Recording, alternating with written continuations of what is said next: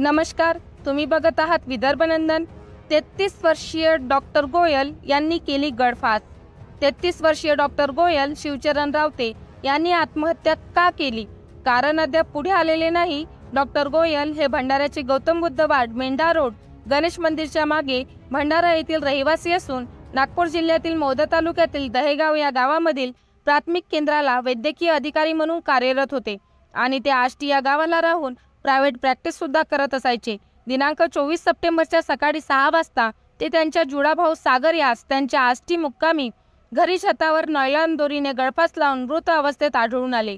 त्यावेळी मैं पागल हो गया हूँ इसलिए मर रहा हूँ खाली सही केलेली होती। मैं अपनी जान ले रहा हूँ, कोई जिम्मेदार नहीं असे सुसाइड नोटमध्ये लिहिलेले होते।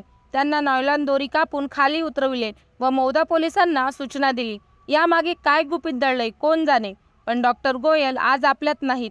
डॉक्टर गोयल यांनी गळफास लावून घेतलेली आहे। स्वतः त्यांच्या घरी छतावर नॉयलॉन रस्त्याच्या आधारे गळफास लावून घेतलेला आहे। मौदा पोलीस स्टेशन हद्दीत घडलेले प्रकार असल्यामुळे पोलीस निरीक्षक प्रमोद घोंगे हे पुढील तपास करीत आहेत। सध्या अकस्मात मृत्यूचा गुन्हा नोंद करून मृतदेह उत्तरीय तपासनीस मौदा ग्रामीण रुग्णालय येथे पाठवण्यात आलेला आहे।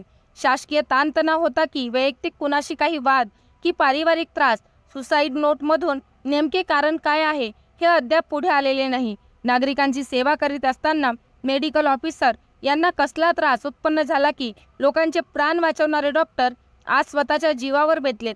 सर्वसामान्य आत्महत्या करतात, परंतु आज एक जबाबदार डॉक्टर त्यांच्या जीवाची प्राणज्योत स्वतःच्या हाताने संपवितो।